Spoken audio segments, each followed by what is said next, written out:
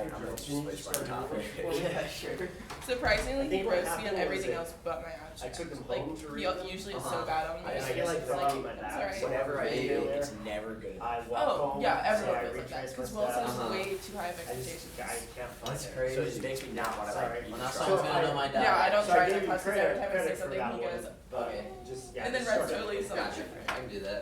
Sorry about that. That's okay. Luckily, those little things aren't too expensive. Uh-huh. You guys went with the tiny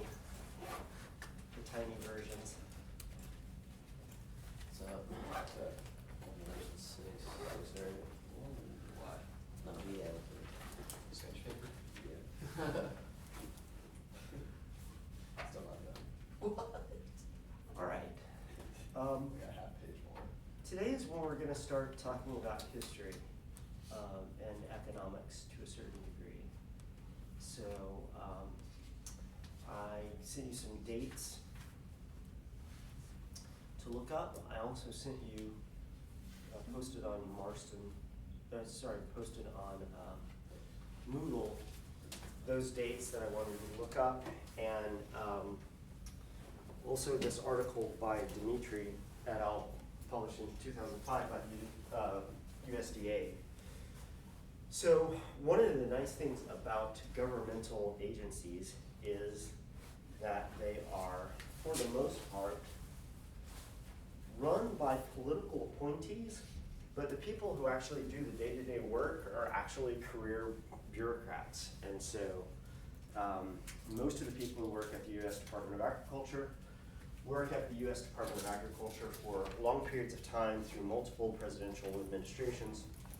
And so the nice thing about many of these agencies is at that bureaucratic level, you generally get pretty good information because the people who work there view their job as getting the best information to the people who make decisions so that the right decisions can be made.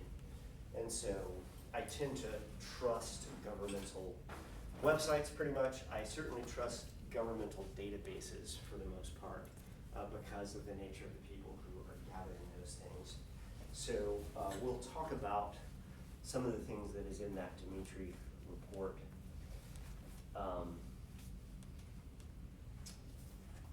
Here in a little while, but first I want to go to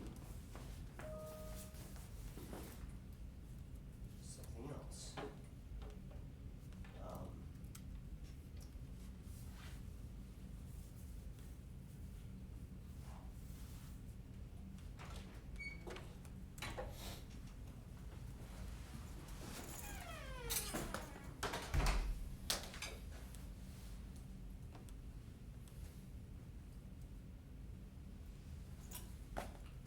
As you guys know, I am a follower of the news, and this came out just recently.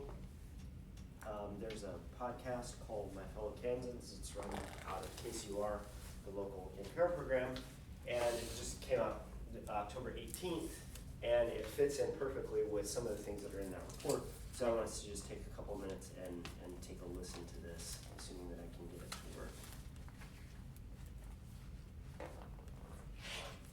Support for My Fellow Kansans was provided by the United Methodist Health Ministry Fund, working to improve the health and wholeness of Kansans since 1986 through funding innovative ideas and sparking conversations in the health community. Learn more at healthfund.org. This is our wheat crop here on the right. This is part of our corn crop on the left here. So about how many acres do you have planted in wheat? We will harvest 4,000 acres of wheat. And we have 2,800 in dryland corn, and I think it's about 3,200 in milo. Don Heineman is driving me around his western Kansas farm. It's big, 14,000 acres. That's about 22 square miles. Still, he says he's always on the lookout for more land. When you have opportunities for growth, you better grab them if you can handle it. So farming, as much as anything, is a volume business these days, which is again why you take advantage of every opportunity you can to get bigger. Absolutely, yes. There are efficiencies in size that, in ways it's unfortunate That's the truth of how it is. There are economies of size and there are pressures to get bigger or get out. Not only is Heineman's farm massive, so is the legislative district that he represents as a moderate Republican. It covers all 8 sparsely populated counties in west central Kansas and part of a 9th. In the eyes of some, Heineman is part of the problem, part of the big farms getting bigger trend that is hollowing out rural America, Kansas and the Plains states in particular. But as the leader of a committee of state lawmakers looking at how to save dying communities across the state, he could also be part of the solution, if there is one. I'm Jim McLean, and this is My Fellow Kansans, a podcast from the Kansas News Service. In this episode, we'll explore how generations of change in So this is basically just the introduction. This thing is a half hour long. We're not going to spend a half hour in class listening to this. But this idea that farms are getting bigger and bigger over time goes back to this guy named Earl Butz. He appeared early on in the chapter dealing with Corn's Conquest, where we talked about nutrient cycling. There was also a portion of that chapter that talked about economics, and it talked about the Russian grain sale of 1972. Do you guys recall who Earl Butz was? The government guy. He is a government guy who was Secretary of Agriculture under Nixon. Didn't he create the subsidies for the corn? He altered the subsidy structure of the U.S. government in terms of how farmers get subsidized for their crops, and he did that as a result of the 1972 grain sale to Russia. And at that point, what happened, we'll talk about this in more detail. In 1972, Russia was suffering a series of heavy drought years. Their grain production was going way down. They were experiencing kind of a humanitarian crisis. And this was, of course, at the height of the Cold War.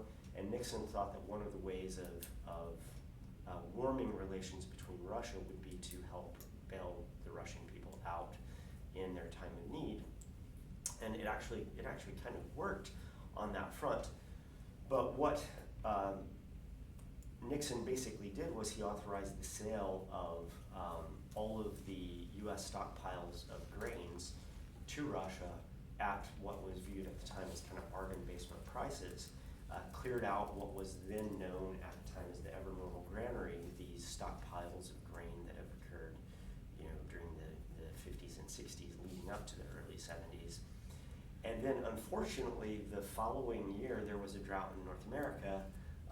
Grain production went down in North America. We didn't have any stockpiles around to release onto the market.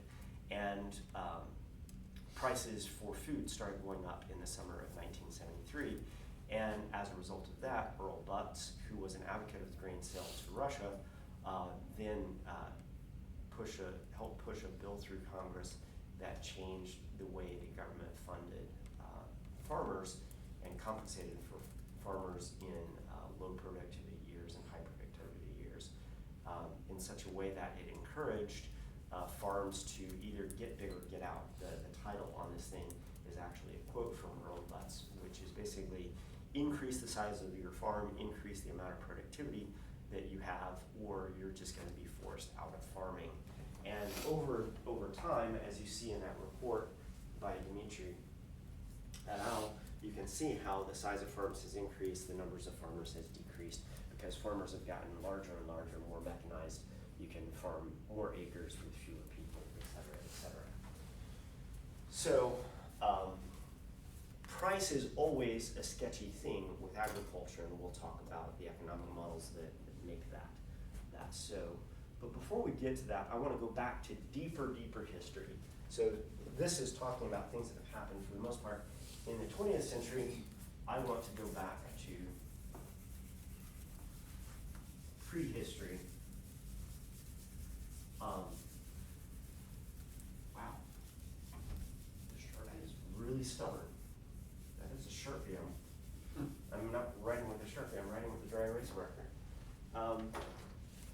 So 10,000 years ago,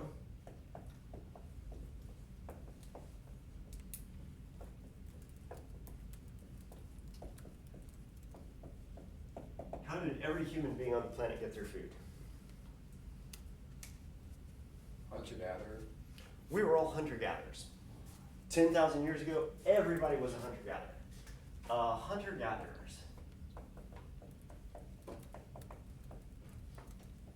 Have you guys ever heard the phrase?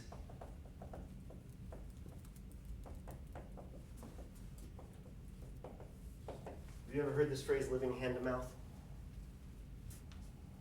Yeah, what does it mean, Sydney? Isn't it like when you're really poor? It's when you're really poor. So whenever people refer to somebody who's really poor and they want to be polite about it, they would say, you know, or when they're referring to their past, you know, back in the Depression, we were living hand to mouth. And it basically refers to the fact that you're really, really poor, but it's a reference to what it means to be a hunter-gatherer. If you are a hunter-gatherer, you're basically walking around the landscape, you're harvesting seeds, harvesting insects, occasionally hunting a game animal, but basically whatever you pick up with your hand, you put in your mouth and eat it. And so you're living a life that is heavily oriented towards grains that you harvest. It's generally high in carbohydrates, but it's a carbohydrate that you can't use very well. It's generally high in starch, because starch is the primary form of carbohydrate that is in seeds. And the unfortunate thing about plant starch is that it is relatively indigestible by things that don't have microbes assisting them to break down the complex molecules of starch to simple glucose molecules that are then useful to us. So cows have a complex gut structure that harbors these bacteria that have the enzymes that break down plant starch so that they can then get the energy from glucose. We, on the other hand, do not have those. And so when you eat plants, most of the energy that is in those plants is inaccessible to you because you don't have these microbes that have the enzymes that break down plant starch. As I was thinking about this morning, I was thinking, there's so many things that we would not be able to do if not for the presence of microbes. We wouldn't have nitrogen available to us.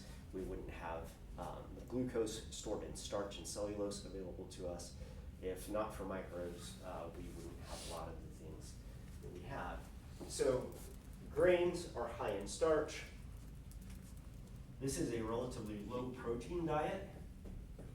And as a result of all of this, it's basically a low calorie diet.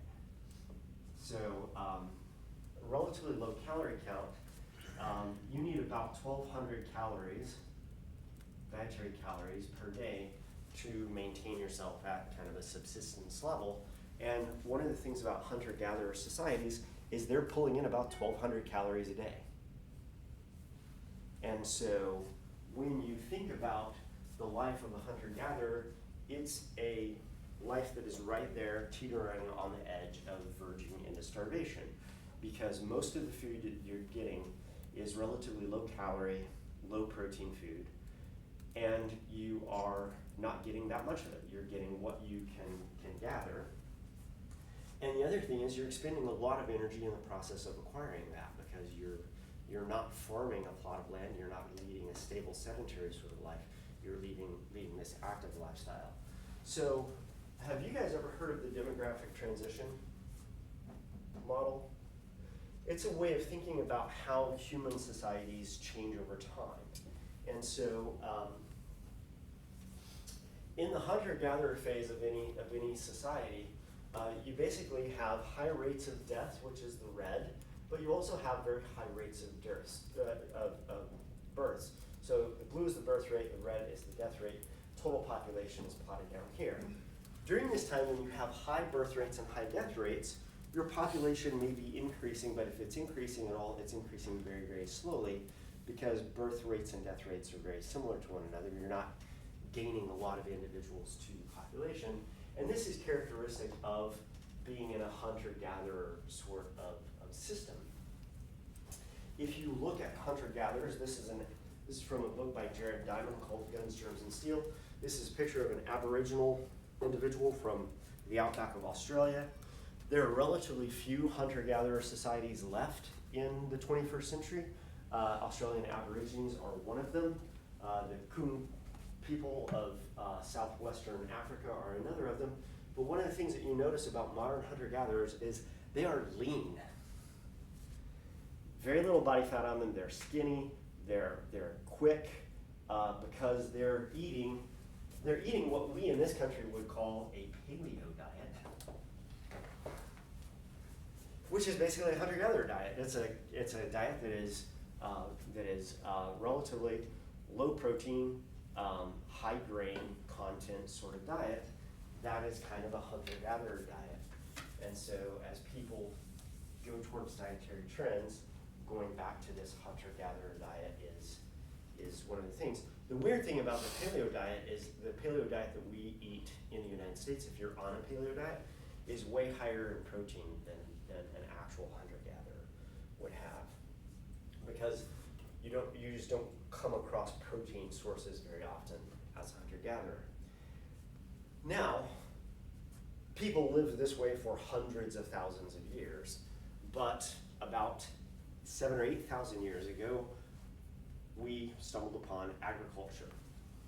And so, when you stumble upon agriculture, what kinds of things change for you as a human being who was a hunter-gatherer and is now an agrarian, a person involved in agriculture? I mean, the amount of energy you give, because you have to like harvest plants now and like plan ahead for seasons. Okay, so you can plan.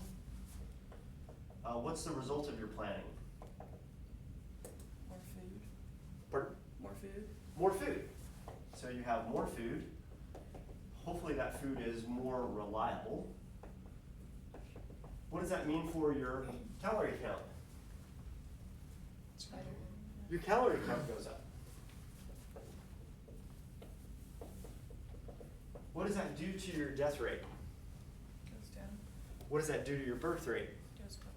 It might go up or it might just stay the same. But of the children that you have, what happens to them? More of them live. And so when you transition from a hunter-gatherer situation to an agrarian situation, you can plan your food supply. You can harvest your food supply, you grow your food supply. As a result of that, you also now stay in place. You're now tied to a physical place. You're no longer a wanderer. You are a person who establishes a place where you have a farm. That farm is worth defending from other people. That farm is worth defending from animals. That farm is worth defending from fire, et cetera, et cetera. So you're sedentary. You have more food, more reliable food, more calories. And what happens demographically is that the birth rate stays relatively high, but the death rate begins to decline. And this gap now between the birth rate and the death rate causes population to start increasing. Population starts increasing, there's more demand for food, there's more incentive to grow food, and agrarianism kind of takes off. And so you shift from a hunter-gatherer society to an agrarian society. One of the other things that happens as a result of people settling in farms is that towns spring up around where those farms are because people are there all of the time. Other things that happen as a result of you staying in place, you have the development of towns and cities. Because there's a surplus of food, not everybody has to be involved in the act of farming, and so you can have people who have other employment other than being a farmer. And so this leads to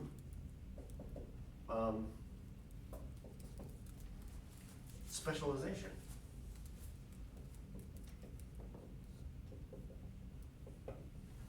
Early farmers, when they needed a plow, they would go find a piece of flint. They would nap that flint into a sharp edge. They would mount that on a stick. They would then make a rudimentary plow, and then they would go out and they would plow their fields. Now, because agriculture has taken off and you have towns, you have a surplus of food, not everybody has to be farming, you have people who then have the ability to specialize and create technology. You have things like blacksmiths, and now rather than now, rather than go out and nap a flint into a farm implement, you would go to your local blacksmith who's going to make a farm implement out of metal. It's going to be more durable, it's going to be sharper, it's going to be sharpenable easily, et cetera, et cetera. And so you, the farmer, become more efficient because you're paying for the blacksmith in terms of money or food or whatever, so that the blacksmith can be a specialist and make things that you, the farmer, then need.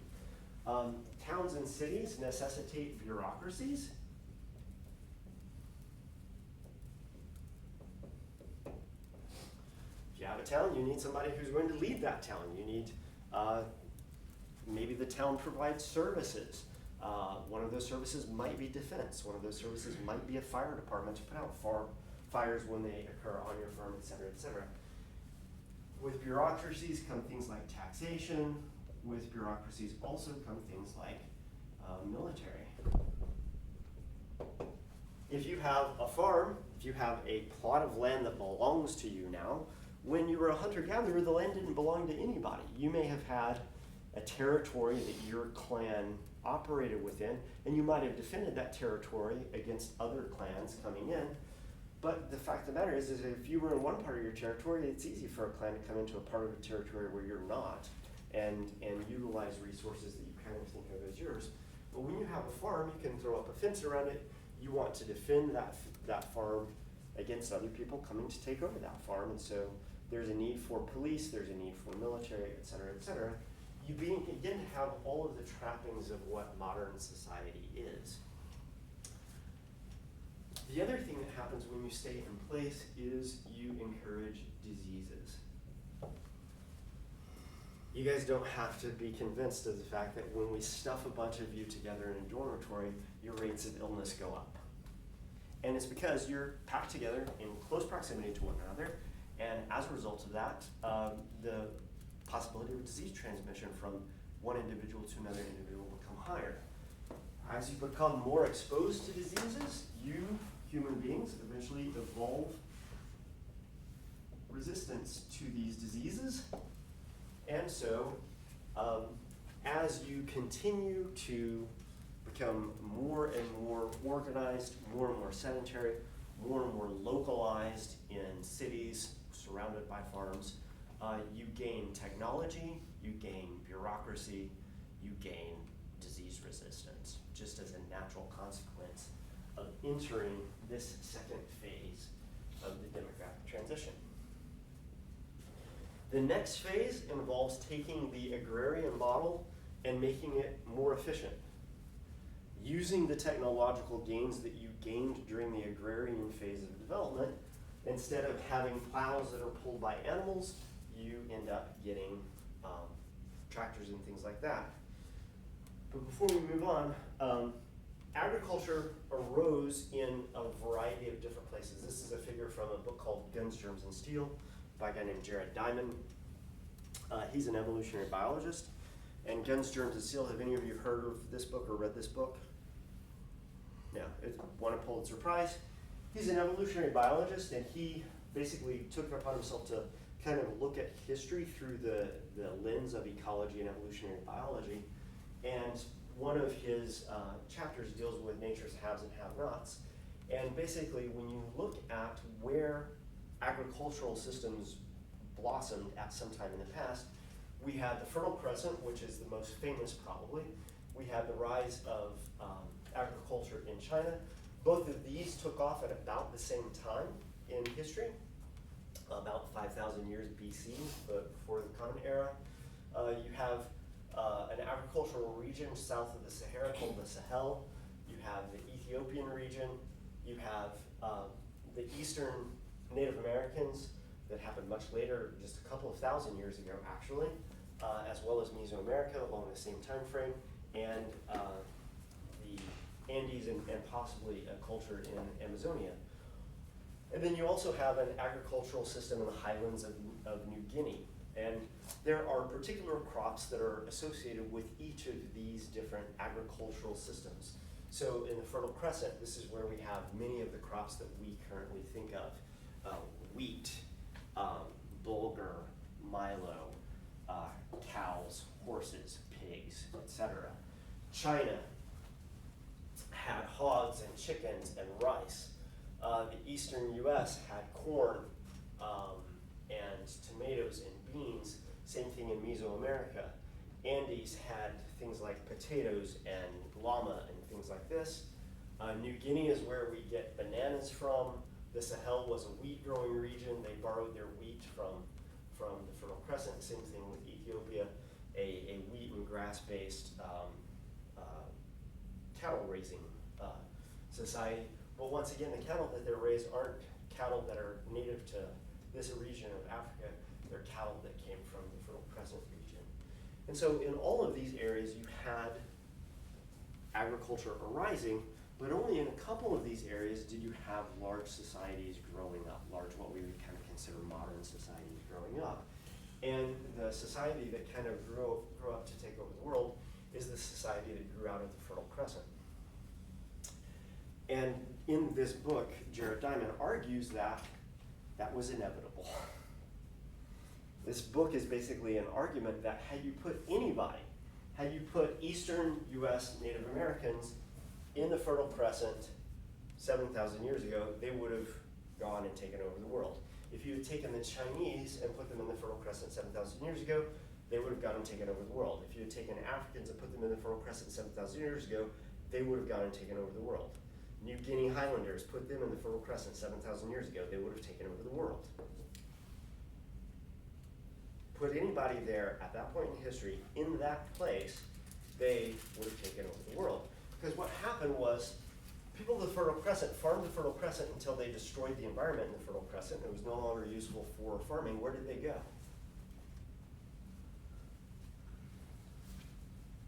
They migrated out of the Fertile Crescent and went where? Further in. They go like further in, so like Europe. They went to Europe. And they went to Europe and they founded the great societies of Europe. And the people in Europe were, of course, the first people to build boats that were ocean-going vessels that would go across oceans, colonize other places. Europe became the people who kind of colonized the rest of the world, took over the rest of the world. But they were people who were descended from people of the Fertile Crescent. Fertile Crescent people moved to Europe. Then from Europe, they spread throughout the rest of the world. And in the process, they subsumed all of these other cultures. China could have become a culture that would have taken over the world, but there was a particular time in the history of China where one of the emperors of China thought that having a navy was a colossal waste of time and money, and didn't think that there was any reason to have ocean-going ships, and so they kept the small ships that they used for navigating around the coast of China and didn't build true ocean-going vessels because there was a 30-year period where this one emperor in China was just dead set against naval technology.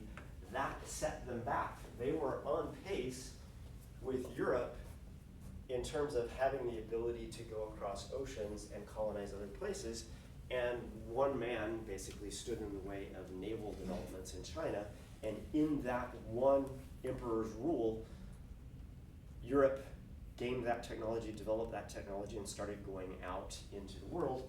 China fell back probably 3 generations as a result of this, and as a result, the European countries rose to ascendancy and China did not.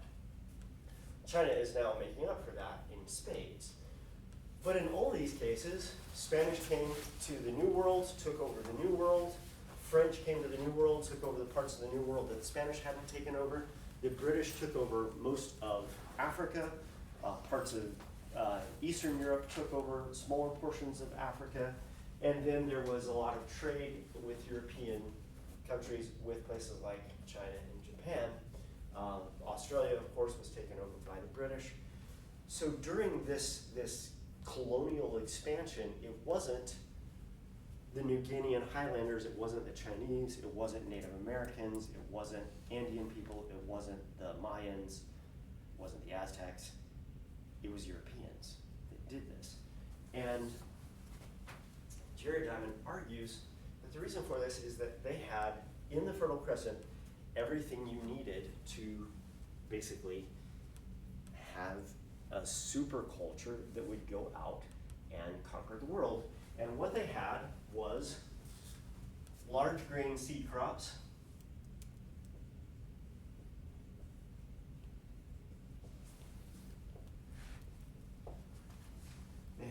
large domesticable animals.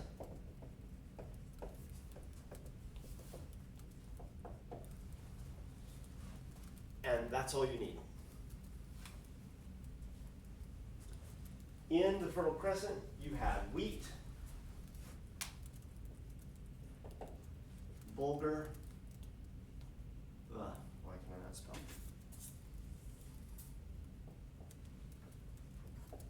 Milo, you had various legumes, things like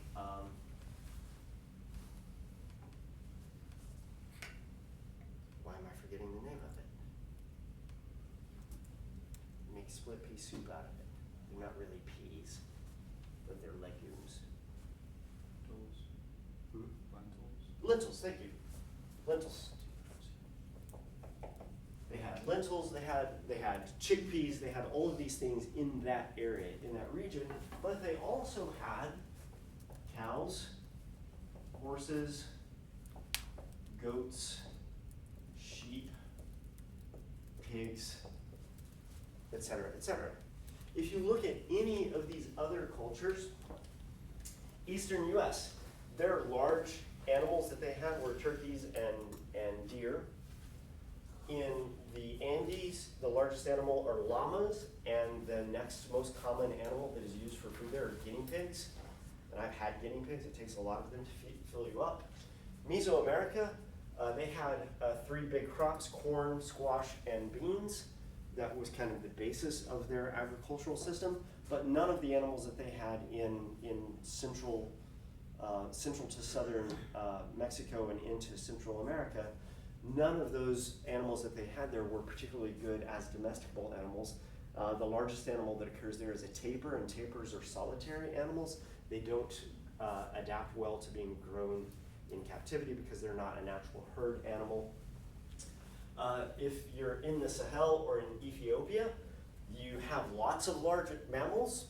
They're famous for large mammals, but all the large mammals there want to kill you for the most part. And so that's a definite problem with trying to domesticate large animals. New Guinea was basically the prophet of large animals. And so while China had large grain seeds, they lacked other large animals in that they didn't have cattle. All they had were pigs and small stature horses.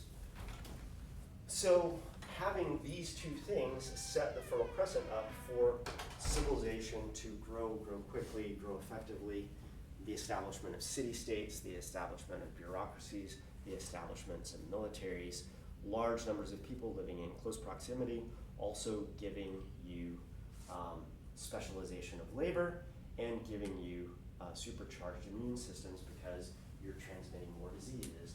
All of those things come out of having this natural inheritance of these organisms all living in this place.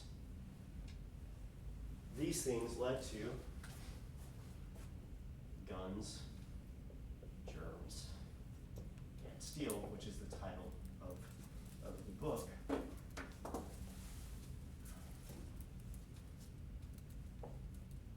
Guns basically is the stand-in for the military that comes out of bureaucracy and needing to protect your resources. Germs come from the process of living in close proximity.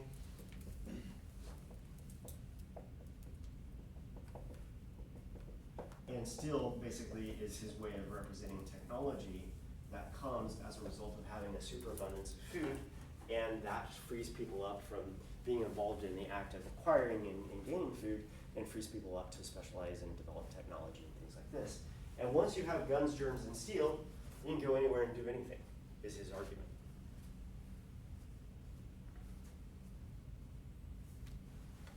When Europeans came to the New World, they had a military presence. They sent basically military men to the New World to explore. When they found people already here, they subdued those people with the military, but simultaneously that they were subduing them with military, germs were going ahead of the military and diminishing those indigenous groups because they were catching European diseases that they didn't have evolved resistance to. And so by the time the military did arrive at a particular indigenous people, they had already been decimated to a certain degree by the advancing disease organisms that the people carried with them. And so in this way, once you have industry, you have the capacity to do lots of things. And so as you enter the industrial phase of this demographic model, birth rate starts to go down. As birth rate goes down, death rate has gone down and actually leveled off. There comes a point where you can't reduce the death rate to 0. Everybody dies eventually, but you bring the birth rate down because you have the development, once again, through specialization in technology, better medicine, et cetera, that reduces the death rate to the minimum that it can be. And as you're doing that, over time, you slowly kind of figure out as a culture that you don't need to have 13 kids to work on the farm, because all 13 of those kids are now going to live. You only need 6 or 5 or 4, 3 or 2 or 1 to survive, because you don't have the childhood birth rate or death rate that you had before. And while the population is still increasing, it begins to increase at a decreasing rate. So population begins to plateau off.